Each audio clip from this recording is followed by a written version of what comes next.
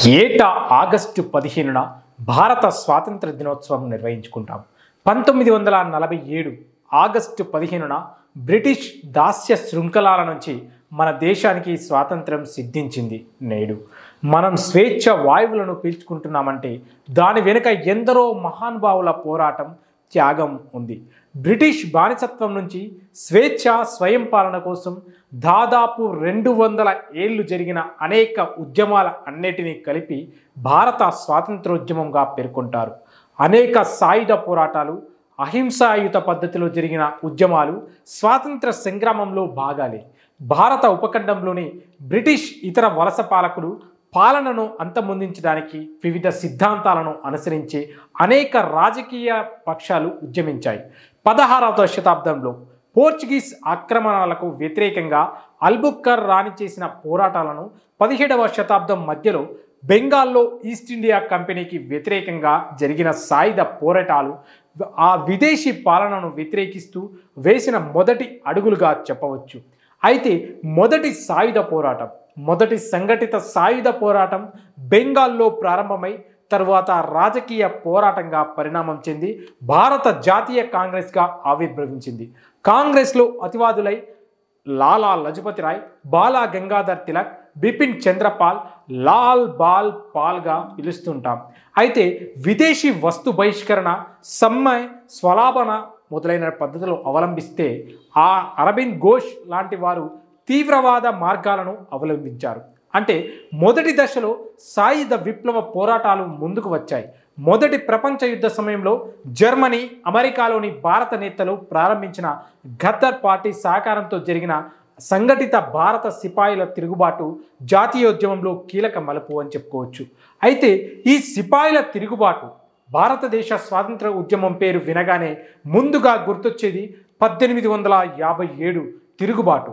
అంటే east India company దశాబ్దాల అరాచక పాలనను తొలిసారిగా వ్యతిరేకించిన పోరాటం అది. భారతీయులు తిరగబడితే ఎలా ఉంటుందో రుచి చూపించిన బ్రిటిషర్లకు చెమటలు పట్టించిన ఘటన అది.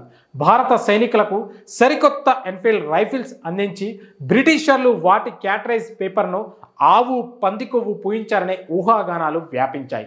ఆవు అనేది హిందువులకు అత్యంత పవిత్రమైన జంతువు. ఇక హిందూ సైనికుల్లో కోపం కట్టలు తెంచుకుంది. వీరికి ముస్లిం సోదరులు కూడా మద్దతు ఇవ్వడంతో సిపాయి తిరుగుబాటు తీవ్ర రూపం దాల్చింది. ఇక 1857 మార్చిలో బర్కూపూర్ చెందిన సైనికుడు మంగల్ పాండే ఆ క్యాటరైజ్ను ఉపయోగించేందుకు నిరాకరించాడు. బలవంతం చేసిన అధికారులపై తిరగబడ్డాడు. ఈ తిరుగుబాటు క్రమంగా దేశమంతటా విస్తరించింది. తాంతియా తోపే, రాణి లక్ష్మీబాయి లాంటి తిరుగుబాటు నేతల నేతృత్వంలో ఉగ్ర రూపం దాల్చింది. చివరికి ఆంగ్లేయులు పన్నిన కుయుక్తులు, తిరుగుబాటుదారులు ఓటమి పాలయ్యారు. అంటే 1857 సిపాయి తిరుగుబాటు అనుకున్న లక్ష్యాన్ని సాధించలేకపోయినప్పటికీ దేశ ప్రజల్లో స్వాతంత్ర కాంక్షను రగిల్చిన తొలి పోరాటంగా మాత్రం చరిత్రలో నిలిచిపోతుంది. ఎక్కడైతే అణచివేత చర్యలు హెచ్చుమీరుతాయో అక్కడ ప్రతిఘటన తప్పదని మరోమారు నిరూపించింది. బానిస సంఖ్యలతో బిక్కుమంటూ జీవిస్తున్న ప్రజల స్వతంత్ర భారత కోసం ఆ కలలు కనే ధైర్యాన్ని ఇచ్చింది. అక్కడి నుంచి భారతదేశ చరిత్రే మారిపోయింది. ఇక అహింసా పోరాటం. జాతీయోద్యమం చివరి దశలో జాతీయ కాంగ్రెస్ మహాత్మా గాంధీ నాయకత్వంలో అహింసాయుత మార్గాల్లో ఉద్యమించింది. ప్రముఖ వైద్యవేత్త రామ్జీ సింగ్ మహాత్మా గాంధీని 20వ శతాబ్దంలో అవతరించినటువంటి బోధిసత్వునిగా కీర్తించారు. అయితే ఇతర నాయకులు సాయుధ పోరాటాలను అవలంబించారు. సుభాష్ చంద్రబోస్ సాయుధ సంగ్రామమే సరైందిగా భావిస్తే స్వామి సహజానంద సరస్వతి సన్నకారు రైతుల శ్రామికుల సంపూర్ణ ఆర్థిక స్వాతంత్రానికై పిలుపునిచ్చారు. రెండో ప్రపంచ యుద్ధం కాలానికి ఈ ఉద్యమాలు ఉధృత రూపం దాల్చాయి. నేతాజీ ఆజాద్ హింద్ ఫౌజ్ పేరుతో భారత జాతీయ సైన్యాన్ని స్థాపించి తూర్పు ఆసియా నుంచి పోరాటం ప్రారంభించారు.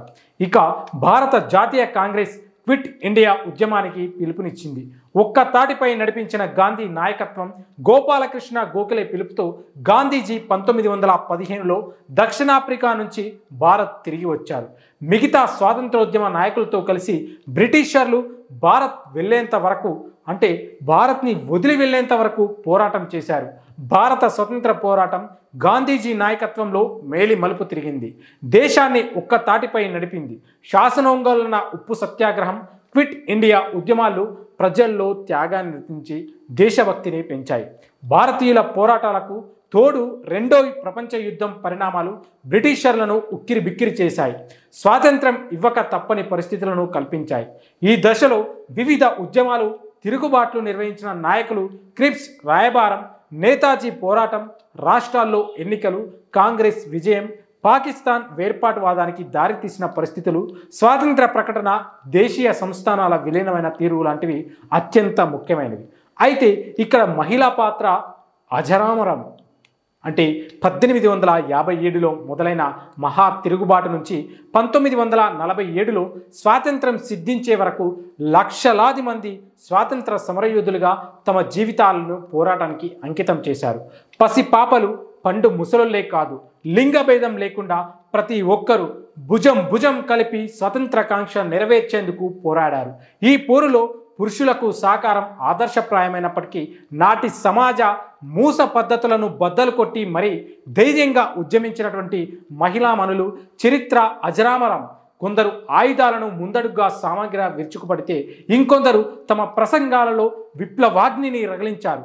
ఝాన్సీ లక్ష్మీబాయి, దుర్గాబాయి దేశ్ముఖ్, సరోజినీ నాయుడు, విదేశీ వనిత అంటే అనెబిసెట్, తారా రాణి, శ్రీవాస్తవ మాంతాంగిని, హజ్రా గాంధీబరి, కమలాదేవి, చటోపాధ్యాయ, ఉందాదేవి, అరుణ్ ఆసిఫ్ అలీ, బికైజ్ కామా, బేగం హజ్రత్ మహల్, గులాబ్ కౌర్, కమల్ నెహ్రూ, ఉషా మెహతే, కల్పనా దత్తా లాంటి ఎంతోమంది ధీరవంతులు స్వాతంత్ర సమయంలో ఆ స్వాతంత్ర పోరాటంలో అలుపెరగని పోరాటం చేశారు. ఇక జలియన్ వాలాబాగ్ మరణకాండ 1919లో ఆంగ్లేయులు చేసినటువంటి భారత ప్రభుత్వ చట్టం అంటే 1919 దేశ ప్రజలకు నిరాశను మిగిల్చింది. అదే సమయంలో భారతీయులను కఠినంగా అణిచివేసేందుకు తెచ్చిన రౌలత్ చట్టం పైన విపరీతమైనటువంటి వ్యతిరేకత వచ్చింది. పౌర హక్కులను హరించే సైతాన్ చట్టంగా గాంధీజీ దాన్ని అభివర్ణించారు. ప్రజలంతా చైతన్యవంతులై రాజకీయాల్లో చురుగ్గా పాల్గొన్నప్పుడే దేశం విముక్తి పొందుతుందని ఆయన పిలుపునిచ్చారు.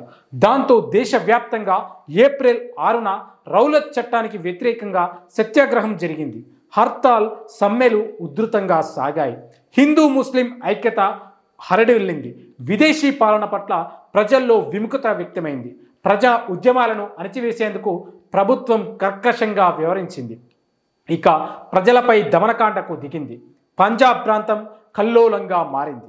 ప్రజానాయకుడైనటువంటి డాక్టర్ సైఫుద్దీన్ క్లిచ్, డాక్టర్ సత్యపాల్ అరెస్టుకు నిరసనగా అమృత్సర్ జలియన్ వాలాబాగ్ మైదానంలో ఏప్రిల్ 13న సమావేశమైన నిరాయుధారులైనటువంటి అమాయకులపైన సైనికాధికారి డయ్యర్ తన సైనిక దళాలతో కాల్పులు జరిపించడమే వందలాది మంది మరణించగా వేలాది మంది క్షతగాత్రులయ్యారు.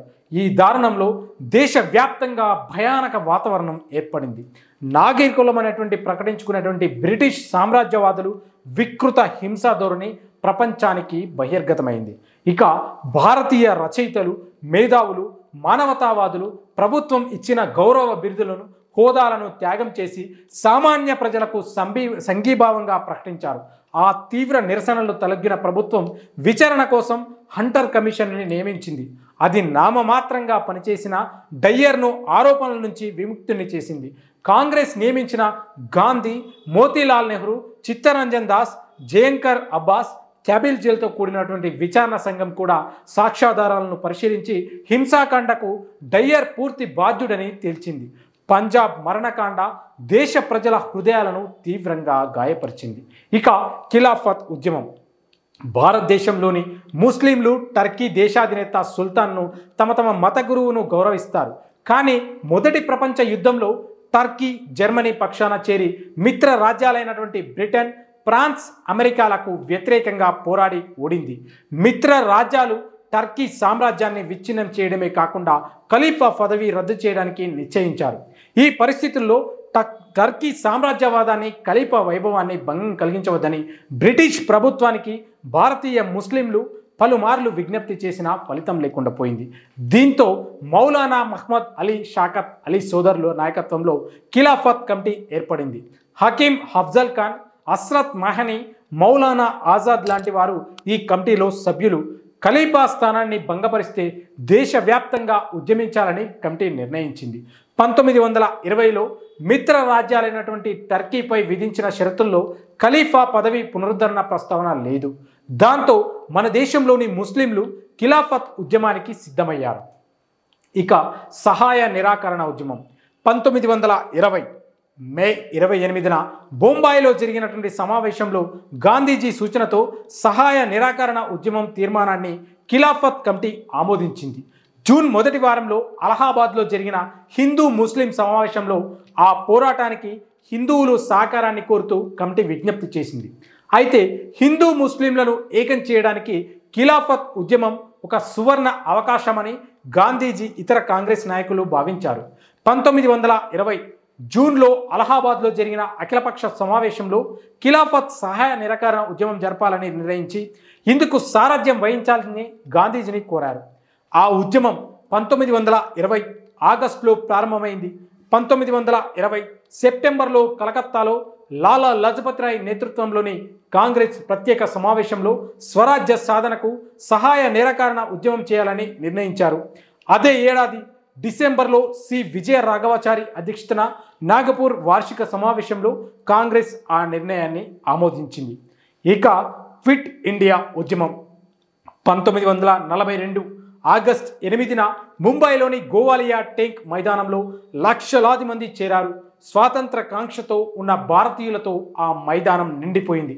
వారి ముందు నిలబడి ఉన్న గాంధీజీ తన పిడికిలి బిగించి కరాయో మారో, సాధించండి లేదా చనిపోండి, డూ ఆర్ డై అంటూ బిగ్గరగా అరిచారు. ఈ మాటే భారత్లో బ్రిటన్ సామ్రాజ్యవాద పతనానికి నాంది పలికింది. ఆ నినాదం క్విట్ ఇండియాగా గాంధీ నోటి నుంచి వెలువడిన ఆ నినాదం అక్కడున్న లక్షలాది మందిలో ఓ కరెంటు పుట్టించింది. బ్రిటిష్ సామ్రాజ్య వ్యతిరేక విధానాలతో ఆ రోజు బొంబాయి హోరెత్తిపోయింది. క్విట్ ఇండియా నినాదం నలుదిక్కులా ప్రతిధ్వనించింది. ఆనాటి సాయంత్రం సూర్యుడు అస్తమిస్తూ స్వాతంత్రాన్ని స్వప్నించాడు. భారత స్వాతంత్రాన్ని కొద్ది సంవత్సరాల ముందు ప్రారంభమైన అతిపెద్ద ఉద్యమం క్విట్ ఇండియా ఉద్యమం. దేశవ్యాప్తంగా లక్షలాది మంది ఈ ఉద్యమంలో పాల్పంచుకున్నారు. ఉద్యమకారులను బ్రిటిష్ ప్రభుత్వం ఎక్కడికక్కడ అరెస్టు చేస్తుండడంతో దేశంలోని జైళ్లన్నీ నిండిపోయాయి. బ్రిటిష్ ప్రభుత్వానికి హడలెత్తిస్తూ భారత ప్రజల్లో స్వాతంత్రం స్ఫూర్తిని రగిలించింది. ఈ ఉద్యమం దేశం నలుమూలల నుంచి లక్షలాది మందిని ఉద్యమంలోకి దిగారు. ఆంగ్లేయులకు వ్యతిరేకంగా తలపెట్టిన ఈ చివరి స్వాతంత్ర పోరాటం కోసం గాంధీ పూర్తిగా సిద్ధమయ్యారు. ప్రజల నుంచి మునుపెన్నడూ లేనంతగా స్పందన వచ్చింది. అంతకు ముందెన్నడూ లేనంత సంఖ్యలో ప్రజలు ఉద్యమంలో పాల్పంచుకున్నారు. ఎందరో మహానీయులు ఈ పోరాట ఫలితంగా 1947 ఆగస్టు 15న భారతదేశం స్వతంత్ర దేశంగా ఆవిర్భవించింది. ఆ తరువాత 1950 జనవరి 26న భారత రాజ్యాంగం అమల్లోకి వచ్చింది. అయితే అప్పటి వరకు బ్రిటిష్ వారి పాక్షిక పాలనలోనే సాగింది. భారత రాజ్యాంగం భారతదేశానికి సర్వసత్తాక సామ్యవాద ప్రజాస్వామ్య గణతంత్ర రాజ్యాంగంగా ఆవిర్భవింపజేసింది. ఇది భారత స్వాతంత్రోద్యమ చరిత్ర.